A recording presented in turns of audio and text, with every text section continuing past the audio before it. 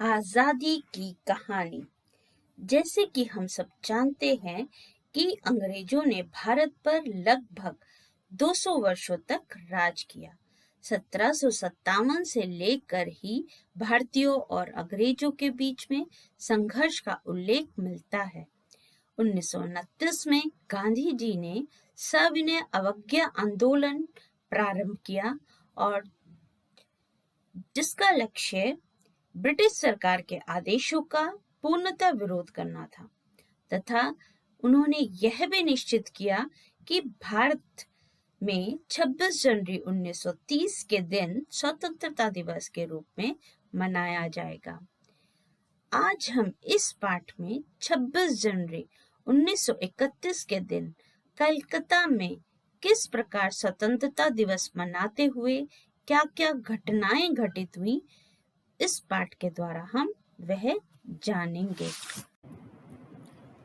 तो चलिए आज हम पढ़ते हैं हमारी पुस्तक स्पर्श का अध्याय 11 डायरी का एक पन्ना।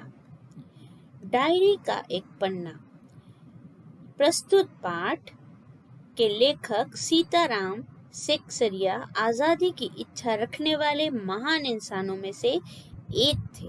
वह दिन प्रतिदिन जो भी देखते थे, सुनते थे और महसूस करते थे, उसे अपनी एक निजी डायरी में लिखते रहते थे। इस पाठ में उनकी डायरी का 26 जनवरी 1931 के दिन का लेखा जोखा है, जो उन्होंने खुद अपनी डायरी में लिखा था। डायरी का पन्ना सीताराम द्वारा लिखित एक संस्मरण है, जो हमें 1930-31 के आसपास हो रही राजनीतिक हलचल के बारे में बताता है।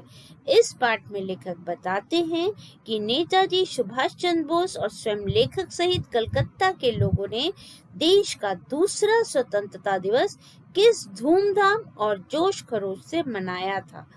इसमें उस दिन घटित घटनाओं का वर्णन है जब बंगाल के लोगों ने स्वतंत्रता संग्राम में भाग लेने के लिए अपूर्व जोश दिखाया था।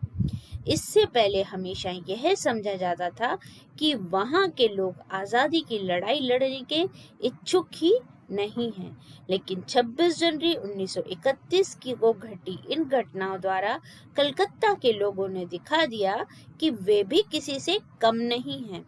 पुलिस की बर्बरता और कठोरता के बाद भी हजारों लोगों ने स्वाधीनता मार्च में हिस्सा लिया, जिनमें औरतें भी बहुत बड़ी संख्या में शामिल थी। उन्होंने लाठियां खाईं, खून बहाया, लेकिन फिर भी वे पीछे नहीं हटे और अपना काम करते रहे। अंग्रेजों से भारत को आजादी दिलाने के लिए महात्मा गांधी ने सत्याग्रह आंदोलन छेड़ा था। इस आंदोलन ने जनता में आजादी की उम्मीद जगाई। देश भर से ऐसे बहुत से लोग सामने आए जो इस महासंग्राम में अपना सब कुछ त्यागने के लिए तैयार थे। 26 जनवरी 1930 को गुलाम भारत में पहली बार स्वतंत्रता दिवस मनाया गया था। उसके बाद हर वर्ष इस दिन को स्वतंत्रता दिवस के रूप में मनाया जाने लगा। आजादी के 2.5 साल बाद भी 1950 को यही दिन हमारे अपने संविधान लागू करने का भी दिन बना। लेखक कहते हैं कि 26 जनवरी 1931 का दिन हमेशा याद रखा जाने वाला दिन है। 26 जनवरी 1930 के दिन ही पहली बार सारे हिंदुस्तान ने स्वतंत्रता दिवस मनाया था और 31 में फिर वही दोहराया जाना था, जिसके लिए बहुत सी तैयारियां पहले से ही की जा चुकी थी। सिर्फ इस दिन को मनाने के प्रचार में ही 2000 रुपए खर्च हुए थे।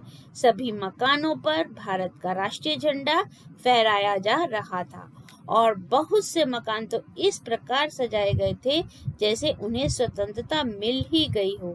कलकत्ते के लगभग सभी भागों में झंडे लगाए गए थे। पुलिस अपनी पूरी ताकत के साथ उस समय शहर में पहरे के लिए घूम घूम कर प्रदर्शन कर रही थी। ना जाने कितनी पुलिस की गाड़ियां शहर भर में घुमाई जा रही थी। घुड़सवारों का भी प्रबंध किया गया था। स्मारक के नीचे जहां शाम को सभा होने वाली थी, उस जगह को तो सुबह के 6 बजे से ही पुलिस ने बड़ी संख्या में आकर घेर रखा था। इतना सब कुछ होने के बावजूद भी कई जगहों पर तो सुबह से ही लोगों ने झंडे फहरा दिए थे। तारा सुंदरी पार्क में बड़ा बाजार कांग्रेस कमेटी के युद्ध मंत्री हरीश चंद्र सिंह झंडा फहराने गए, परंतु वे पार्क के अंदर ही न जा सके। वहां पर भी काफी मारपीट हुई और 2-4 आदमियों के सर भी फट गए। मारवाड़ी बालिका विद्यालय की लड़कियों ने अपने विद्यालय में झंडा फहराने का समारोह मनाया।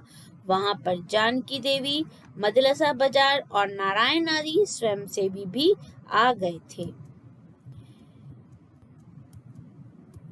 उन्होंने लड़कियों को उत्सव का मतलब समझाया। 2-3 बजे पुलिस कई आदमियों को पकड़कर ले गई, जिनमें मुख्य कार्यकर्ता पूर्णोदास और पुरुषोत्तम राय भी थे। सुभाष बाबू के जुलूस की पूरी जिम्मेवारी पूर्णोदास पर थी। उन्हें पुलिस ने पकड़ लिया था, परंतु वे पहले से ही अपना काम कर चुके थे। स्त्रियां अपनी तैयारी में लगी हुई थी। अलग अलग जगहों पर स्त्रियां अपना जुलूस निकालने के लिए सही जगह पर पहुंचने की कोशिश में लगी हुई थी। जब से स्वतंत्रता प्राप्ति के लिए कानून तोड़ने का सिलसिला शुरू हुआ था, तब से 26 जनवरी 1931 तक इतनी बड़ी सभा ऐसे खुले मैदान में कभी भी नहीं हुई थी। और ये सभा तो कह सकते हैं कि सबके लिए एक खुली लड़ाई थी। एक और पुलिस कमिश्नर ने नोटिस निकाल दिया था कि अमुक अमुक धारा के अनुसार कोई भी कहीं भी किसी भी तरह की सभा नहीं कर सकता। अगर किसी ने किसी तरह की सभा में भाग लिया तो वह दोषी समझा जाएगा। इधर परिषद की ओर से भी नोटिस निकाल दिया गया था कि ठीक 4:24 पर स्मारक के नीचे झंडा फहराया जाएगा तथा स्वतंत्रता की प्रतिज्ञा ली जाएगी। ठीक 4:10 पर सुभाष बाबू अपना जुलूस लेकर मैदान की ओर निकले। जब वे लोग मैदान के मोड़ पर पहुंचे तो पुलिस ने उनको रोकने के लिए लाठियां चलाना शुरू कर दिया। बहुत से लोग घायल हो गए। सुभाष बाबू पर भी लाठियां पड़ी, परंतु फिर भी सुभाष बाबू बहुत जोर से वंदे मातरम बोलते जा रहे थे। इस तरह ऐसा माहौल था और दूसरी तरफ स्मारक के नीचे सीढ़ियों पर स्त्रियां झंडा फहरा रही थीं और स्वतंत्रता की प्रतिज्ञा पढ़ी जा रही थी। स्त्रियां बहुत अधिक संख्या में आई हुई थी। सुभाष बाबू को भी पकड़ लिया गया और गाड़ी में बैठाकर लाल बाजार लॉकअप में भेज दिया गया। कुछ देर बाद ही स्त्रियां वहां से जन समूह बनाकर आगे की ओर बढ़ने लगी। उनके साथ बहुत बड़ी भीड़ भी इकट्ठी हो गई थी। पुलिस बीच बीच में लाठियां चलाना शुरू कर देती थी। इस बार भीड़ ज्यादा थी तो आदमी भी ज्यादा जख्मी हुए। धर्म तल्ले के मोड़ पर आते आते जुलूस टूट गया और लगभग 50 से 60 स्त्रियां वहीं मोड़ पर ही बैठ गईं। उन स्त्रियों को लाल बाजार ले जाया गया। सब मिलाकर 105 स्त्रियों को गिरफ्तार किया गया था। उस बाद में रात को 9 बजे सब कुछ छोड़ दिया गया था। कलकत्ता में इससे पहले इतनी स्त्रियों को एक साथ कभी भी गिरफ्तार नहीं किया गया था। डॉक्टर दासगुप्ता उनकी देखरेख कर रहे थे और उनके फोटो खिंचवा रहे थे। उस समय तो 67 आदमी वहां पहुंचे थे, परंतु बाद में 103 आदमी तक वहां पर पहुंच गए। इतना सब कुछ पहले कभी भी नहीं हुआ था। लोगों को ऐसा प्रचंड रूप पहले कभी किसी ने नहीं देखा था। बंगाल या कलकत्ता के नाम पर जो कलंक था कि यहाँ स्वतंत्रता संग्राम के नाम पर कोई काम नहीं हो रहा, आज ये कलंक काफी हद तक धुल गया था और लोग ये सोचने लगे थे कि यहाँ पर स्वतंत्रता के विषय में काम किया जा सकता है। Thank you.